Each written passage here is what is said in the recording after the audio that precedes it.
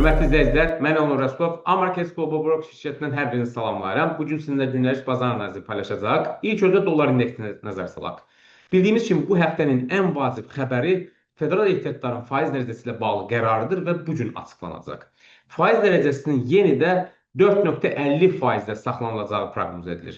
Lakin bildiyimiz kimi Donald Trump, ümumiyyətlə Trump administrasiyası faiz dərəcəsinin aşağı salınmasını tələb edir. Hətta Donald Trump bir neçə dəfə açıq şəkildə federal ehtiyatların rəhbəri Jerome Powell-ı tənqid edib bununla bağlı və bir öncəki açıqlamasında qeyd etdi ki, inflyasiya artıq 2,4%-dir, hansı ki proqnoz ediləndən aşağıdır və əmək bazarında da əslində neqativ tendensiya davam edir. Belə baxsaq, son 3-4 aydır ki, ümumi işsizlik səviyyəsi 4,2% ətrafında dəyişir.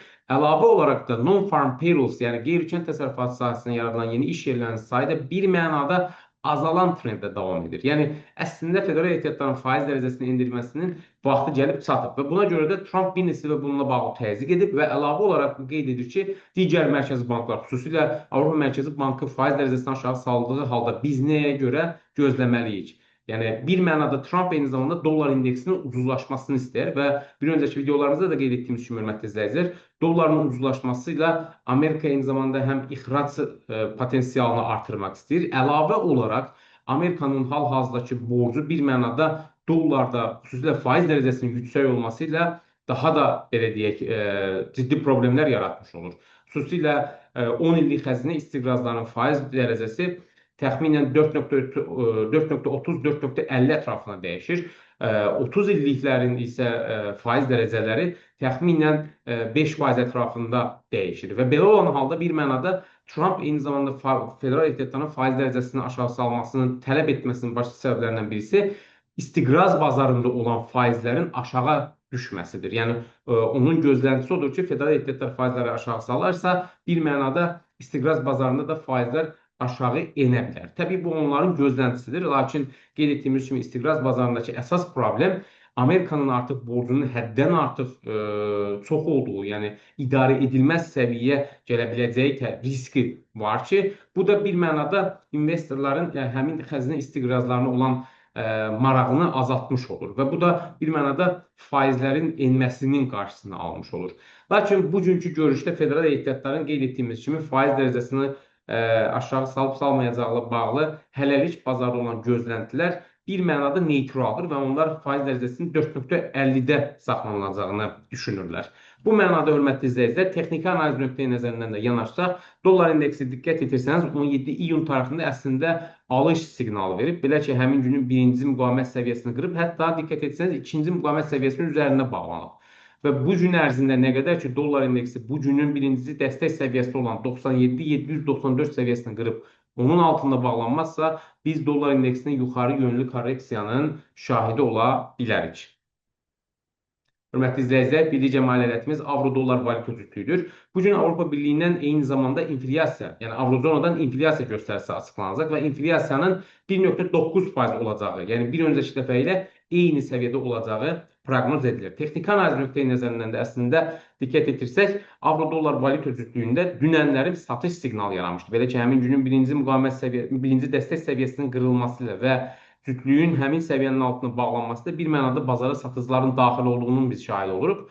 Və bu gün ərzində nə qədər ki, birinci müqavimət səviyyəsi olan 1,15-495 səviyyəsinin qırıb onun üzərinə bağlanmazsa, biz avro-dollarda enişin davam edəcəyini proqnoz edə bilərik. Hörmətli izləyicilər, birlikcə maliyyətimiz GBP-USD valyuta cütlüyüdür. GBP-USD valyuta cütlüyünə də diqqət etirsək, 17 iyun tarixində həmin günün birinci dəstək səviyyəsini qırıb, hətta üçüncü dəstək səviyyəsinin altına bağlanıb. Bu əslində GBP-USD valyuta cütlüyündə güclü satışın olduğunu və bazara satıcıların daxil olduğunu göstərir.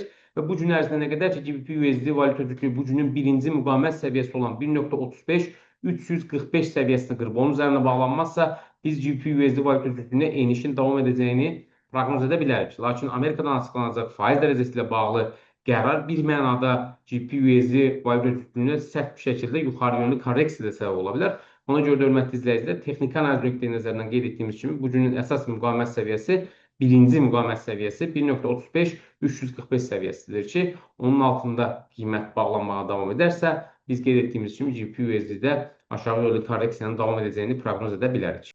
Hörmətli izləyicilər, birlikcə maliyyətimiz qızıldır. Qızılda da diqqət etirsəniz 16 iyun tarixində həmin günün birinci dəstək səviyyəsinin qırılması ilə və qiymətlərin səviyyənin altına bağlanması ilə əslində aşağı yönlü korreksiya başlamış olur və diqqət etsəniz həmin tarixdən etibarən qızıl yalnız günlər üzrə birinci müqavimət səviyyələrinin altında ticarət olunur. Əslində İsrail-İran müharibəsinin bir mənada gərginləşdiyi bir fonda qızılın qiymətindəki aşağı eniş bir mənada aşağı yönlü korreksiyadır və bunun biz qısa olacağını düşünürük, hörmətli izləyicilər.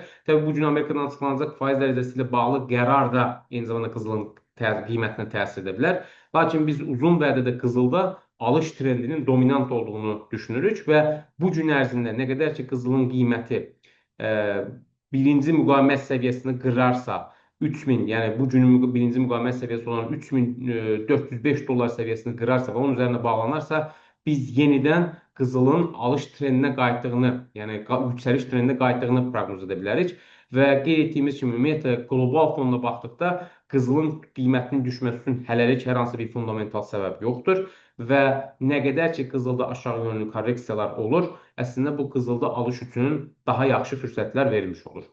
Hörmətli izləyicilər, bir digər maliyyə Brent markalı neftdir. Ümumiyyətlə, neftin qiyməti də son olaraq İsrail-İran müharibəsindən dolayı, xüsusilə Hörmüz boğazındakı gərginliyin artmasından dolayı bir mənada neftin qiyməti yüksələn trenddə davam edir və bir öncəki videomuzda da qeyd etmişdik. Əslində neftin qiymətində bizdə alış siqnalı 11 iyun tarixində yaranmışdı və həmin tarixdən etibarən, çünki həmin günü diqqət etsəniz, birinci müqavimət səviyyəsi, hətta üçüncü müqavimət səviyyəsi qırılıb, qiymət onun üzərində bağlanmışdı və həmin tarixdən etibarən neftdə yüksələn trend davam edir. Həmin tarixdən etibarən 1, 2, 3, 4, 5, artıq 6-cı gündür ki, neftin qiyməti yüksələn trenddə davam edir və nə qədər ki, neftin qiyməti günlər üzrə birinci müqavimət səviyyəsi olan 74 dollar, yəni bu günün birinci müqavimət səviyyəsi olan 74 dollar səviyyəsini qırıb onun altına bağlanmazsa, biz neftin qiymətinin yüksəlişinin davam edəcəyini proqnoz edə bilərik. Hörmətli izləyicilər, bir digər maliyyətimiz S&P 500 indeksidir. S&P 500 indeksinə diqqət etsəniz, əslində 16 iyun tarixində alış siqnalı yaranmışdı. Belə ki, həmin günün birinci müqavimət səviyyəsinin qırılması ilə və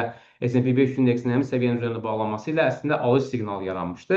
Və həmin tarixdən etibarən günlər üzrə diqqət etsəniz, birinci dəstək səviyyələrinin üzərində ticarət olunur. Yəni hələ də alış trendindədir əslində S&P 500 indeksi. Lakin bugün Amerikadan açıqlanacaq faiz dərəcəsi ilə bağlı qərar mühüm əhəmiyyət kəsb edir və faiz dərəcəsində hər hansı bir endirim olarsa, bu səhəm bazarında yüksəlişə səbəb ola bilər. Lakin texniki analiz nöqteyi nəzərindən bugünün birinci dəstək səviyyəsi olan 6014 dollar səviyyəsi qırılıb, onun altında bağlanmazsa qiymət biz S&P 500 indeksinin yüksəlişinin davam edəcəyini proqnoz edə bilərik. Hörmətli izləyicilər, bugün sizə çatdıracağımız xəbərlər bu qədər. Sizə uğurlu ticarət arzulayırıq. Sağ olun.